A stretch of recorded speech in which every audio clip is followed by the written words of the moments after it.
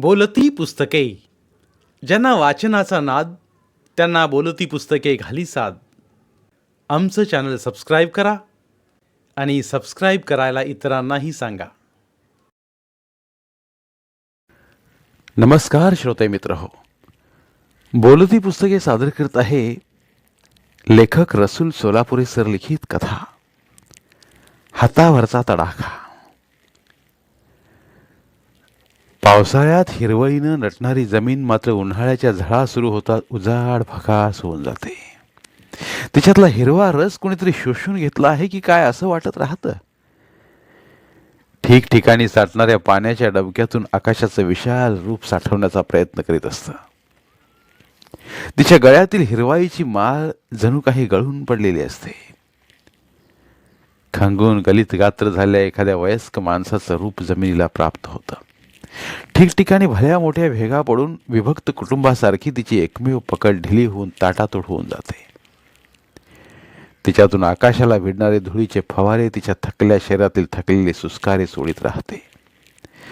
त्या संस्काराने सारं आकाश व्यापून गेलेलं असतं. तिचं आणि आकाशाचं नातं तुटून गेलं आहे की काय असं वाटायला लागतं. जमिनीला खूपच एकाकी वाटायला लागतं.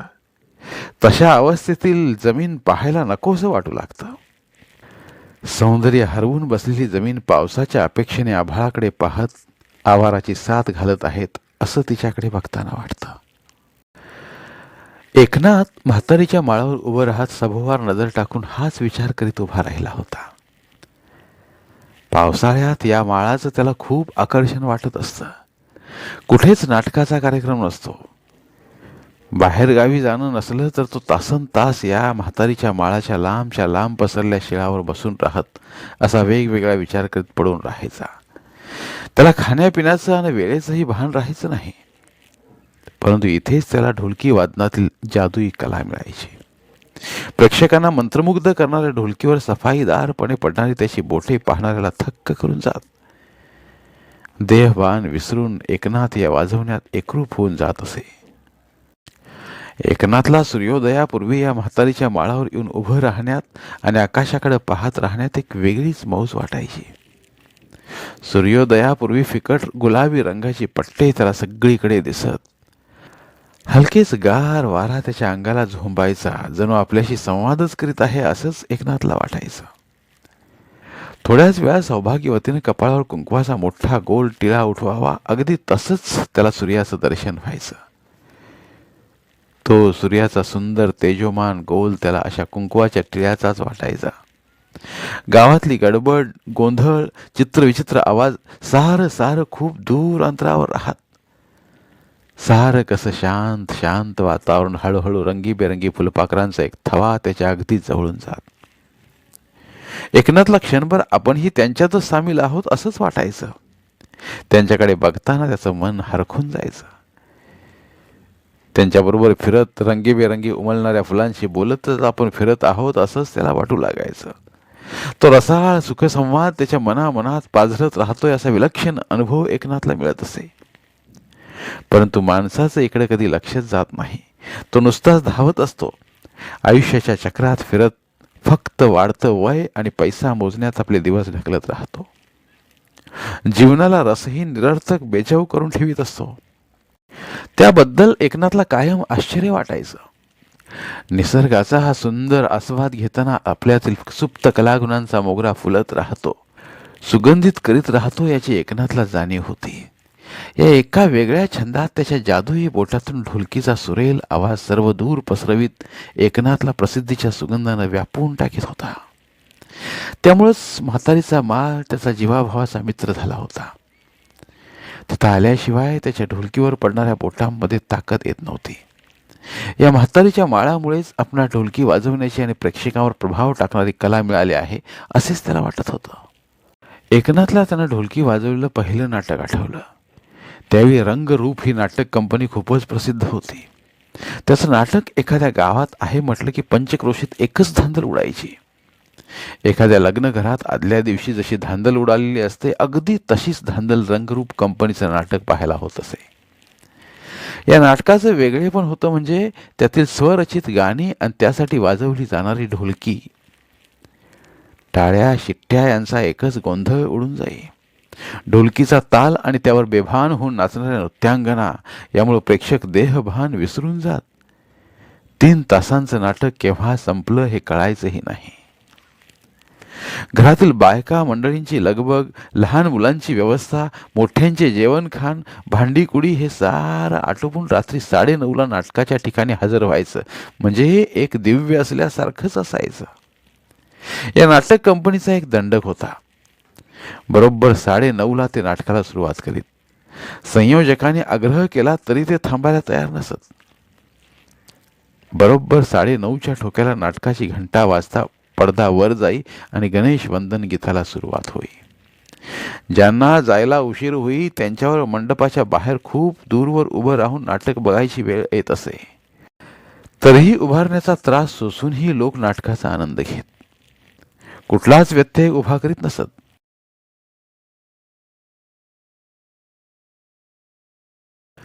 हळूहळू पुढे सरकणाऱ्या नाटकातील कथानकाबरोबर लोकांची मने ही पिसांसारखी तरंगायला सुरुवात होई. कंपनी खूपच प्रसिद्ध असल्यामुळे तसे ते कार्यक्रमाचे पैसेही घेत.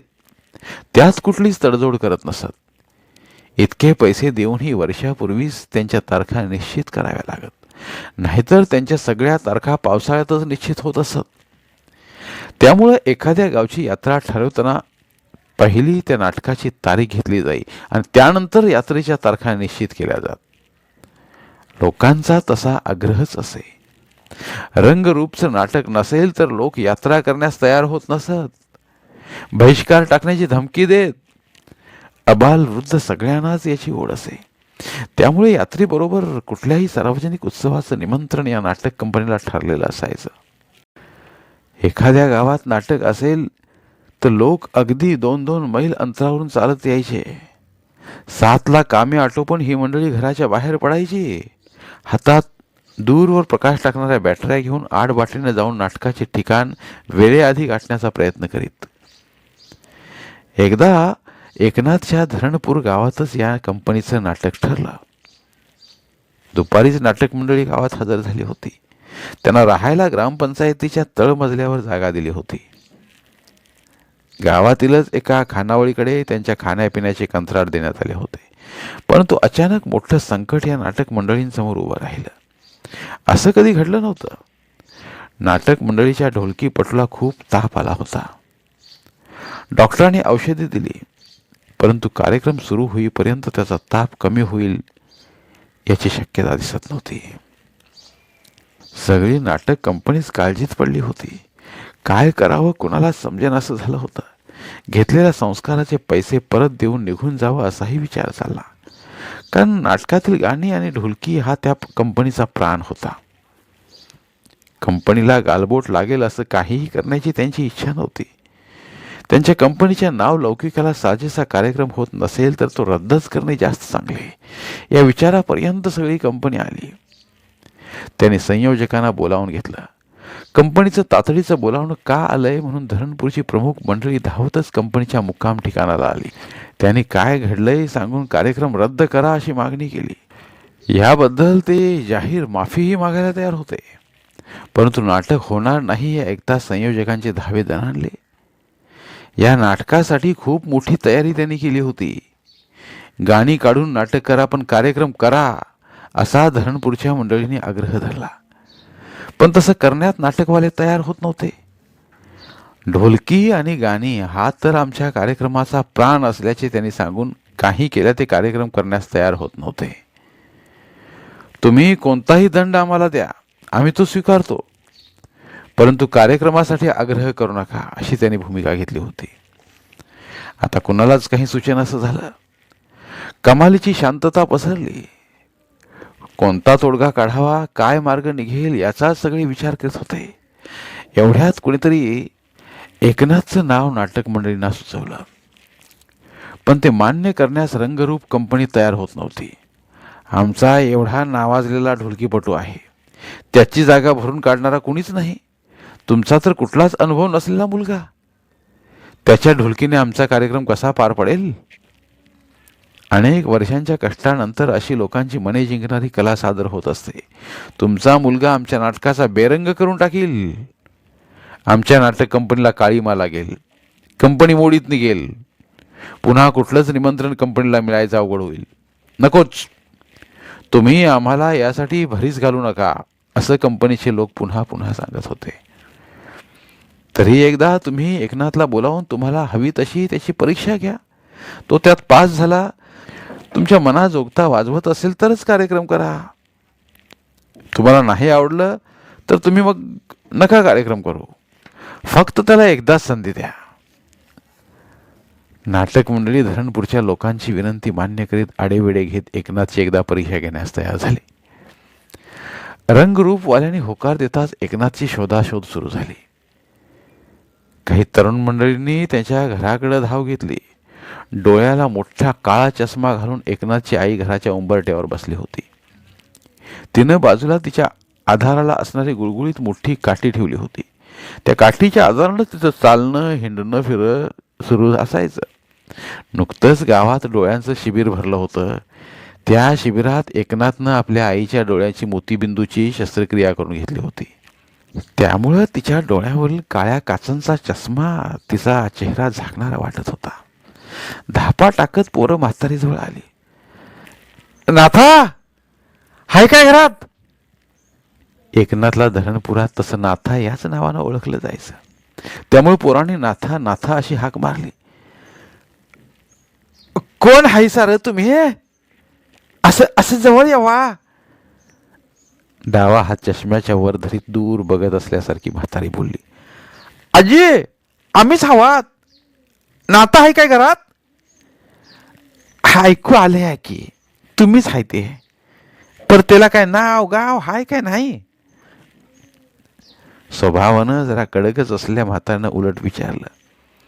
आधीच वैतागून गेलेली पोरं म्हातारीच्या त्या उलट सुलट बोलण्याला चांगलीच त्रासून गेली. आता तिला काही जास्त विचारात वेळ घालून मुलांना पटेनासं झालं. आता काय करावं असा विचार करीत असतानाच त्यातील एकट्याला काहीतरी आठवलं. अरे चला, मी सांगतो तिथं. आता तू आणि आमासनी कुठे घेऊन जातो आईस? आधीच वेळ होईत चाललाय बाजा. त्याच्यात तू आणि इकडे तिकडे फिरव म्हणजे झालंच, चांगलंच नाटक होईल. मग आमच्यावर जबाबदारी दिली या नव, इथंच जरा येईल थांबून वाट बघूया. नग नग, माझ्यावर विश्वास ठेवा. तुम्ही फक्त माझ्या मागणं चला. नाही तिथं असला तर तुम्ही काय सांगशील ते ऐकायला मी तयार आहे. बाजाच्या बोलण्याचं तसा सगळ्यांनाच धीर आला. तो आता इतकं विश्वासानं सांगतो आहे म्हणजे एकनाथ निश्चितच भेटणार असं सर्वांनाच वाटलं. त्यानं जेव्हा म्हातारीच्या माळाची वाट धरली तसं सगळ्यांच्या डोक्यात लख्ख प्रकाश पडला. कारण एकनाथचं हे अगदी आवडीचं ठिकाण आहे हे आत्तापर्यंत कोणाच्याही लक्षात आलं नव्हतं. सर्वच पोरांची पावलं म्हातारीच्या माळाकडे वेगानं पडू लागली. गावापासून म्हातारीचा माळ तसा मोजक्या अंतरावर असल्यामुळे मुलांना तिथं पोचायला वेळ लागला नाही. आकाशासारख्या पसरल्या माळावर पोरांनी एकनाथला शोधायला सुरुवात केली. तसं एकाचं लक्ष डोंगरासारख्या असणाऱ्या दगडावर गेलं. तिथं कोणीतरी बसलं आहे हे त्याच्या लक्षात आलं. तसं तो मोठ्यानं ओरडला. अरे तू बघा, तो बघा, नाथा तिथं बसलाय. सगळ्यांनी चमकून तिकडे पाहिलं तर तिथं खरंच कोणीतरी बसलं होतं. सर्वांनी उत्साहानं तिकडे धाव घेतली. नाथाला बघून सगळ्यांच्या जीवात जीव आला. नाथानं त्यांच्याकडे आश्चर्यानं बघितलं. अरे एवढी जण असं माझ्याकडे कसं काय धावत आल्याचा? का अकरीत तरी नाही न घडायला? झटकन जागेवर उठून उभा राहत नाथा बोलला. त्याच्या मनात उगीच एक भीतीची रेषा उभी राहिली. दमून भागून आपल्याला असं शोधत येण्याचं काय कारण असावं हे त्याला काही केलं कळना. नाथा, लय बेस झालं बघ, देवासारखा भेटलाच बघ. भिगी भिगी चल बघू आता. एक सुरात आलेली सगळी पोरं म्हणाली. अरे पण काय झालंय? कुणीकडे जायचं आहे हे सांगशील काही? उगीच चल चल म्हणत्याचा. अरे समधा गाव तुझी वाट बघतोय. तू आला तरच समधी कामं सुराला लागणार आहेत, नाहीतर लय मोठं संकट उभं राहील बघ. अरे काय ते सांगशील का नाही, ते मागणं सांगता. तू आधी आमच्या बरोबर चल. चला तर बाबांनो, तुमच्या मोहरा आता म्या तरी काय बोलणार. तुम्ही म्हणते असा तसं करूया, चला. एकनाथचा नाईलाज झाला. त्यांना आता अधिक काही विचारण्यात अर्थ नाही असा विचार करून तो त्या मुलांच्या मागून चालू लागला. मनात मात्र त्याच्या धाकधूक होत होती. असं अचानक मला गावात कशाला बोलावलं असेल. काही केल्या त्याला निश्चित उत्तर सापडत नव्हतं. गावची सगळी लहान थोर मंडळी नाटकाला हजर होती. नाटकाच्या मंडपात पाय ठेवायला जागा उरली नव्हती.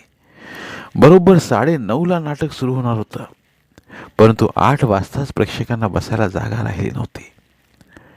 हळूहळू उशिरानं येणाऱ्यांना आता मंडपाबाहेर उभं राहावं लागत होतं. आसपासच्या पंचक्रोशीतून घराघरातून लोक बाहेर पडले होते. प्रमुख पाहुण्यांनी नाटकाच्या शुभारंभाचा नारळ फोडला. सत्कार समारंभ पार पडले आणि नाटक सुरू झालं आणि सावकाशपणे नाटकाला रंग चढू लागला. तो क्षण आला. ढोलकीचा ठेका पडला आणि बघता बघता एकनाथने एकच बहार उडवून दिली. नाटक मंडळींची मनातील भीती दूर झाली. त्याच्यावर एकदम खुश झाले. ढोलकीच्या प्रत्येक तालाबरोबर एकनाथ नाटकाची रंगत वाढवत होता. असं ढोलकीमुळे रंगत जाणारं नाटक या नाटक कंपनीनं कधीच अनुभवलं नव्हतं. एका क्षणातच एकनाथ त्या नाटक मंडळींच्या गळ्यातला ताईत झाला. लोक तर हवेत पीस तरंगल्याप्रमाणे त्या ढोलकीच्या तालावर डोलत होते. मध्येच नाथाने असा एक मुकडा वाजवला की शिट्ट्या टाळ्यांचा जणू काही महासागरच उसळला. नाथाने आज नुसती कमाल करून सोडून दिली होती. नाथाच्या ढोलकीचा ताल प्रत्येकाच्या कानात गुंजन करू लागला. नाथाच्या अंगात जणू काही वीज संचारली होती. त्याने कमाल करून सोडली होती. प्रेक्षकांत चर्चा सुरू झाली. कोण हा ढोलकीपटू? कुठून आला? कोण्या गावचा? इतके दिवस कुठे होता? धरणपूरचाच नाथा आहे असं समजल्यावर सर्वांचेच डोळे विस्फारले. त्याला डोकीवर घेऊन सगळे नाचू लागले. नाटक कंपनीला तर नाथाच्या रूपात नवा हिराच मिळाला होता. नाथाने अशी ढोलकी वाजवली की इतका सुरेल, इतका वजनदार हात ते प्रथमच ऐकत होते. नाथा हा आपल्या नाटक कंपनीला भरपूर पैसे मिळवून देणार याची त्यांना खात्री झाली. त्यांनी त्याच दिवशी नाथाला मोठ्या पैशांची ऑफर देऊन कंपनीचा नवा ढोलकीपट्टू म्हणून त्याला कंपनीचा एक महत्त्वाचा भागच बनवून टाकला. म्हातारीच्या माळावरचं सार आकाश आता नाथाच्या कवेत आलं होतं. नव्या जीवन मार्गावर नाथाने पाऊल ठेवलं होतं. परंतु हा डाम डौल एकनाथसाठी फार दिवसांचा राहिला नाही. एका रात्री नाटकाचा खेळ संपवून नाथा घरी परतत होता. आपल्या पंचक्रोशीत नाटक असेल तर नाथा रात्री सायकलने घरी यायचा. त्यानिमित्ताने आईला काही हवं नको हे त्याला पाहायला मिळतं. नाटक कंपनी त्याला खेळ संपताच त्याची ठरलेली बिदागी देत असे. त्यामुळे एकनाथचं कंपनीकडे काही पैशांचं देणं घेणं शिल्लक राहत नव्हतं. एकनाथनंच तशी अट नाटक कंपनीला घातली होती. शक्यतो पंचक्रोशीतीलच नाटकात सहभागी होणार असंही त्यानं सांगितलं होतं. कंपनीने त्याच्या सगळ्या मागण्या मान्य केल्या होत्या. त्या दिवशी मिळालेले पैसे घेऊन स्वतःच्याच नादात गुणगुणत नाथा घरी येत होता. चंद्राच्या अंधुक प्रकाशात त्याला सायकल हळू चालवावी लागत होती. तो रस्त्याच्या वळणावर आला तेवढ्यात तोंडाला टॉवेल गुंडाळलेले दोघे त्याच्या सायकलीच्या आडवे उभे राहिले. नाथा काही विचारायच्या आतच त्याच्या हातावर काठीचा जोराचा तडाखा बसला. नाथा जीवाच्या आकांताने किंचाळला. त्याची सायकल दूर पडली. डोळ्यांभोवती अंधारी येऊन नाथा खाली कोसळला. खूप उशिराने तो सिद्धीवर आला. रस्त्याच्या कडेला तो पडला होता. त्याचा पैशाचा खिसा साफ रिकामा झाला होता. एकनाथला त्याचं दुःख नाही झालं तर त्याचा काठीचा तडाखा बसलेला हात शक्तिहीन निकामी झाला होता. आपल्या जड झालेल्या हाताकडे बघताना त्याचे डोळे भरून आले. त्याचा वजनदार आवाजाचा ढोलकीचा ठेका थांबतानाच आयुष्याचा रंगत चालला सूरही निघून गेला होता. हातावरचा एक तडाखा एकनाथच्या साऱ्या फुलणाऱ्या स्वप्नावर आघात करून गेला होता. धन्यवाद. पुन्हा भेटूया एका नवीन कथेसह.